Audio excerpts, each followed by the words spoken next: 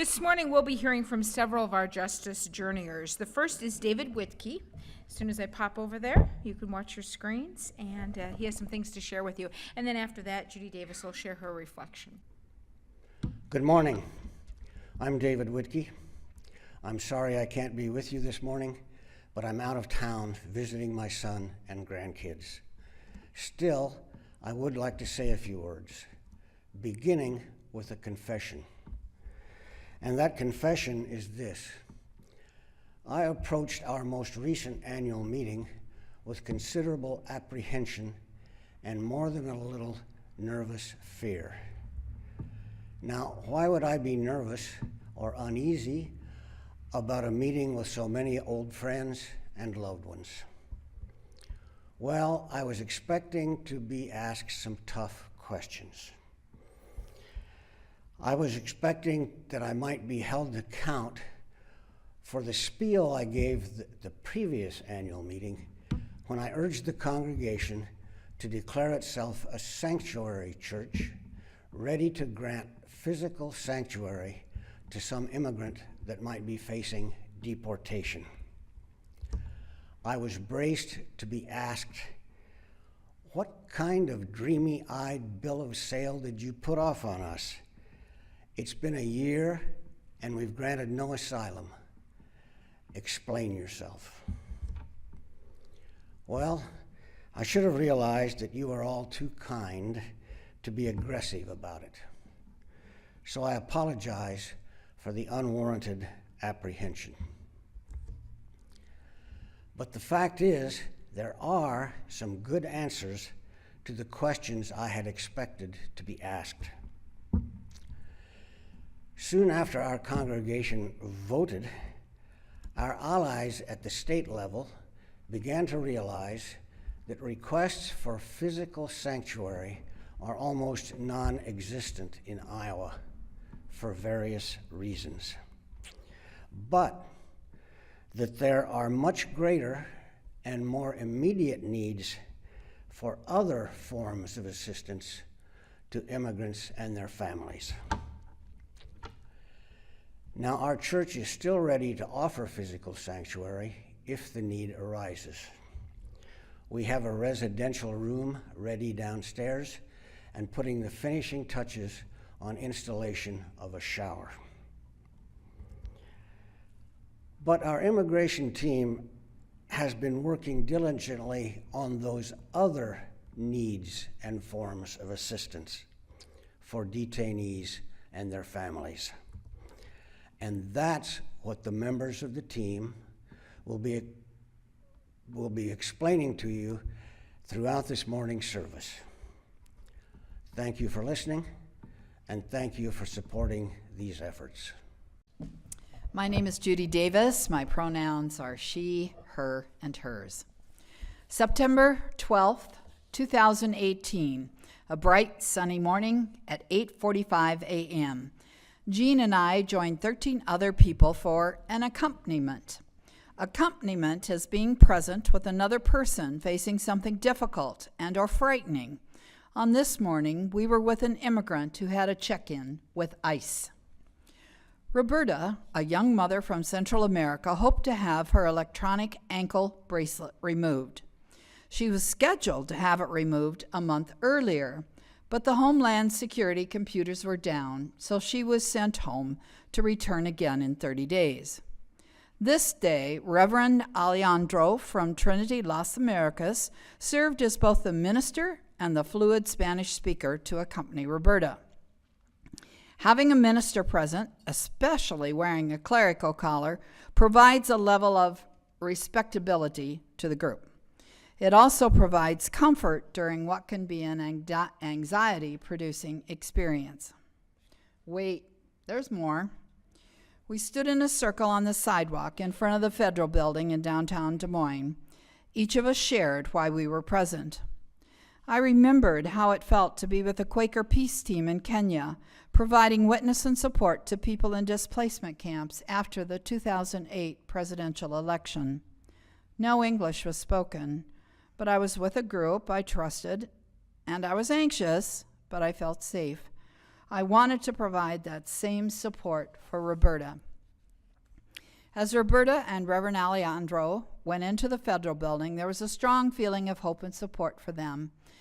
We wanted the ICE officers to notice us, to see that Roberta had support.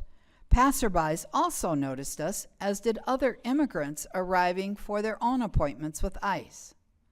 Wait, there's more. About after half an hour, Roberta and Reverend Alejandro returned. Roberta was shivering, and tears welled up in her eyes. ICE told Roberta that she had to have a cell phone with her, a new requirement that no one had told her about. ICE is now using voice recognition recordings to monitor people. ICE could contact her at any time, and she would be required to call back within 5 minutes. Without her phone, she would have to return in a month. The monitor would stay on until then. Another needless delay. Homeland Security constantly changes its rules and procedures intentionally.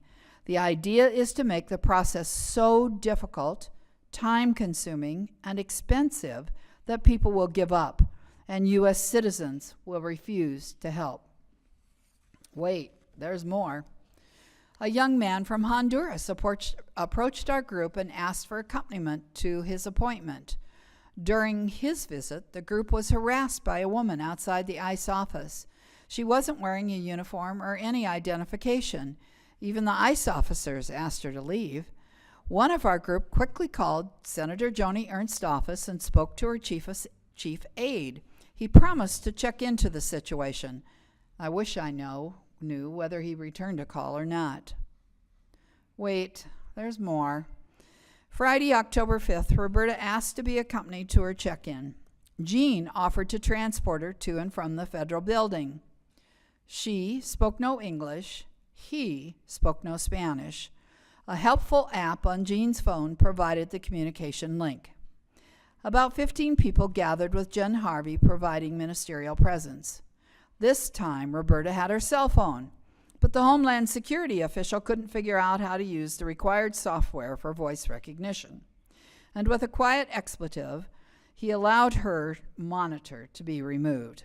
He never even looked at her cell phone. Roberta's next appointment is scheduled for April.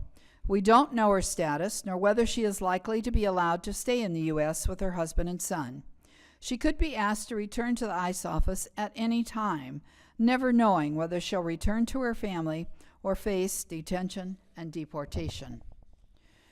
If you would like to join this advocacy group to provide critical witness and support for our immigrant neighbors, set aside about an hour and a half and join us. We typically have about 24 hours notice. Being part of accompaniment action helps me believe I'm doing something when the attention to our whole immigration system reform appears stuck in the muck of politics. The challenge of justice and sanctuary work is that the work is never ending. The past 18 months have been busy as our team worked on a resolution for our annual meeting, researched ways to add a shower to our facility. We finally ordered a portable one, worked to finish the sanctuary room, and written policies.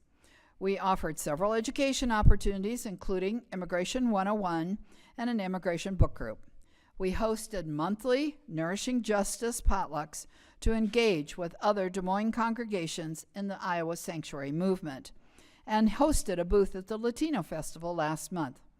We've learned and keep learning. There is a lot of work ahead. Wait, there's more. About 75 years ago, I was born into a Quaker family who was at the time providing sanctuary to a young Japanese couple and his parents. They traveled from California to a farm in central Iowa so that they would not have to go to an internment camp. One of my fond stories about that time, think about it, it was about 75 years ago, and I turned 75 this Christmas, was that Grandpa Takayama liked to rock me and put me to sleep. This memory serves as a reminder that the road to justice is a long one. For the past few weeks and today, you have heard from members of the Immigration Justice and Sanctuary team about our journey.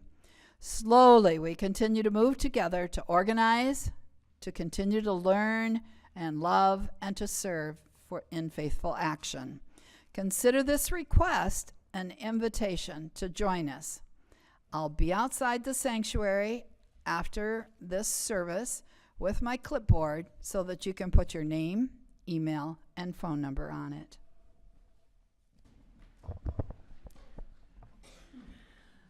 I'm Karen Lauer. My pronouns are she, her, and hers. No one told me it would be this hard.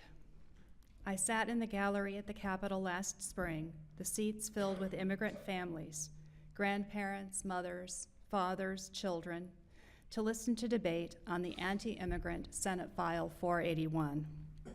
We listened to our representatives justify their support for the bill with misinformation and barely disguised hatred. I looked around and there were so many familiar faces. Gabriella and Omar from ELL classes. Nearby were Wendy and her husband Manuel.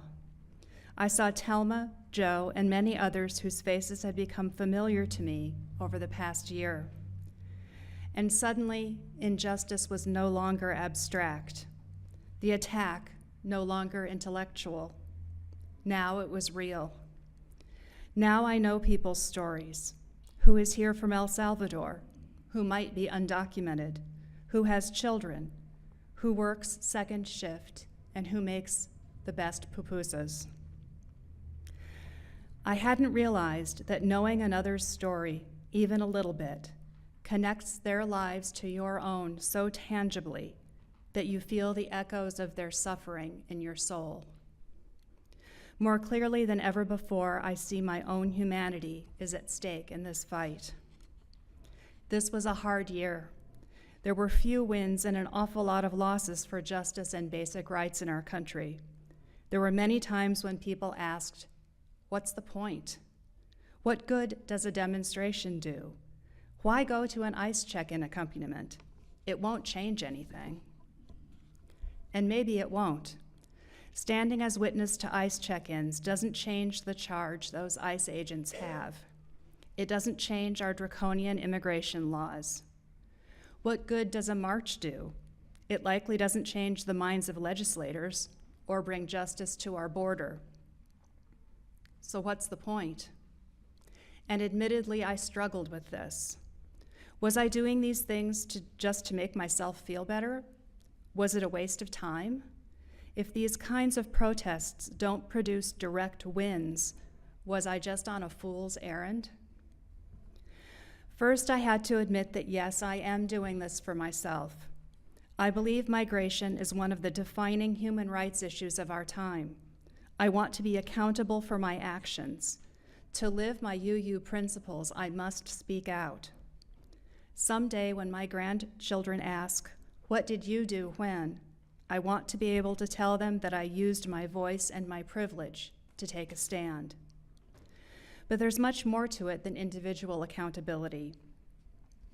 When the great icons of social justice movements spoke of the work of generations, they really meant it. We might not see true immigration justice in my lifetime. This idea runs counter to my white cultural socialization. It's hard to show up, make phone calls, write the letters, attend the marches and rallies, recognizing that I'm not likely to walk away with some concrete furthering of justice. But when justice work is measured only by realization of solid objectives, a bad law averted, a good policy enacted, the number of people who attend an event, then we are bound to be disappointed. If we measure success only in data, how large was the demonstration? How many letters did we send? Did we win the vote? We might decide to not even try in the first place. When we focus on outcome instead of community, we discount the value of day-to-day relationship building. This African proverb states it well. If you want to go fast, go alone. If you want to go far, go with others. And that's the greatest lesson of all. When I attend an ICE check-in, not only am I standing in solidarity with my immigrant neighbors, a hugely meaningful act by itself, I meet others who are working for justice. This coming together with shared values is what builds a strong community. When I hold hands with people I've never met before, but who also seek to uphold the principles of justice upon which our country was founded, I realize I am not alone. We stand in a circle of love and determination, and I know these are my people, my community. Regardless of what happens this week or next month or in 4 years, I can count on an ever-expanding community that will not only work for justice, but will hold me up as well. In a webinar about accompaniment and sanctuary this past summer, Julica Herman de la Fuente spoke of the spiritual value of companioning another, of the sacredness of presence, the enormous value of showing others that there are people in this community, this country, this world, who have open and welcoming hearts. Accompaniment, rallies, walks, sit-ins, all demonstrate the value of risk-taking, of oneness, and remind us that our destinies are tied together. I've discovered that it's the journey itself that matters, not whether or when you arrive at your destination. It's through relationships that we grow to understand ourselves and build communities. And it's these very communities that will sustain us as we travel together the long road toward justice. I believe the reason we are here right now is to explore together our mutual needs, and in so doing, discover what it truly means to be human. So I now try to enter justice work differently. I've discovered that the divine can be found in the space between two hands clasped in friendship. That to be human is to love and care for others, and in so doing, build communities that aren't only bounded by freeways and border walls, but by open arms and loving embrace.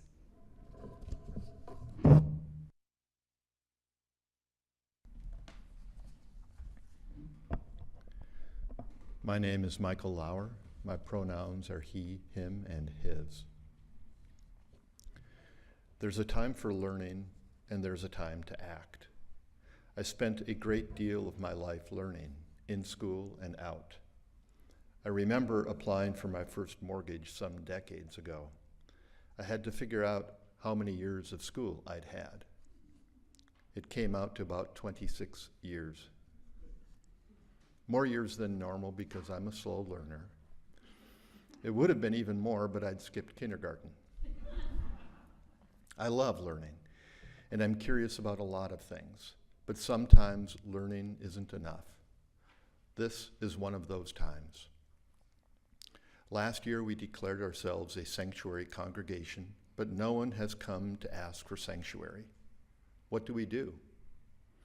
We widen our understanding.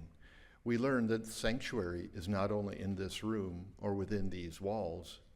We can create sanctuary anywhere. What holds me back?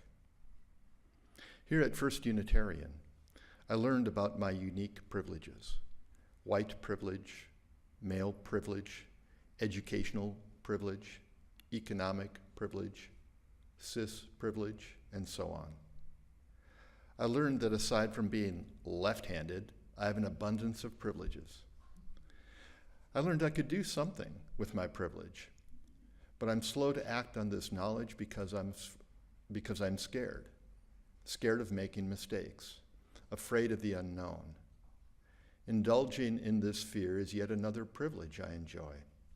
It nests well with my many other privileges. What to do? On a cold, blustery morning earlier this month, I had the opportunity to help a couple of asylum seekers. I'd taken a day off work so Karen and I could run errands. Instead, we connected with the two Marias, whom the Iowa Sanctuary Movement is unofficially sponsoring. We met them at their apartment and learned they were rationing food, had only one bed for themselves and their two children. Their air mattress wouldn't hold air any longer. They had only light sweaters as they faced the first of Iowa's fall weather. They needed warm shoes. Their only shoes were imitation Crocs they'd received from ICE while in detention. Shoelaces aren't allowed in detention. That day I learned again that I must not take things for granted. What do I assume an asylum seeker is like? I didn't assume the Marias would be funny, but they share a great sense of humor. One of the things they wanted was a broom. I assumed it was to keep their apartment clean, but no, they corrected me. It was because Halloween is coming. As we took them around town to gather some of the things I take for granted, my eyes began to open. I was deeply touched by the generosity of members of the immigrant community who helped compile a shopping list. My Spanish is pretty non-existent, and gave them a box of clothes, a bag of food, and a large box of household items, including a clock from their living room. Without question, these neighbors emptied their pantry for the women. We then went to Trinity Las Americas to pick up free bread. There I was touched by the generosity of Reverend Alejandro, who encouraged them to take bread and to select from the clothing and canned food available at the church. There were no questions asked, no vetting required, just an offering of warmth and friendship among equals. As we went up the creaky, well-worn stairs to sort through the clothing and canned goods, the stairs spoke to me. They are not new, modern, and shiny, but plain, solid, and serviceable. The creaking stairs seem to speak of standing with those on the margins, of sharing generously of what you have. It seemed on those stairs that living one's values was an automatic and normal expression of a shared faith. So what does my faith call me to do? Share my privilege. Step out of my comfort zone and into the unknown. You may have heard that Karen and I have decided to sponsor an asylum seeker. We realized that we are able to do this without having all the answers. We are now being matched with an asylum seeker for the third time, but there are so many unknowns. Did I say that uncertainty makes me uncomfortable? Asylum seekers must pay bond to be released from detention. When will we find out the bond amount? How will we get the money? Then what? When will she be released? Will I be traveling when that happens? When she is released, where will ICE take her? How will we get her a bus ticket to Des Moines? How will she know what to do at the bus station? How will we not screw this up? Brian Stevenson, founder of the Equal Justice Initiative and author of Just Mercy, delivered the Ware Lecture at GA in 2017. His admonition to us was, be uncomfortable, get proximate, make mistakes, remain hopeful. Our volunteering to sponsor an asylum seeker lets me put his advice into practice. I am uncomfortable with the unknown. I like to be in control. By standing with an asylum seeker, a fellow human being who is definitely marginalized by society, I learn and relearn how to attune myself to her needs while recognizing she has agency to make her own decisions. And oh my gosh, how I make mistakes. Things I say and don't say. Things I do and don't do. Things I assume. But I am hopeful that I will learn from my mistakes and that my ability to serve will grow if I persist in being with the marginalized. I am hopeful that my humanity will grow if I persist. Finally, I'm hopeful that you, the members of First Unitarian, will join us as we walk in the unknown space of accompaniment with one of society's marginalized members. What is the call of our faith?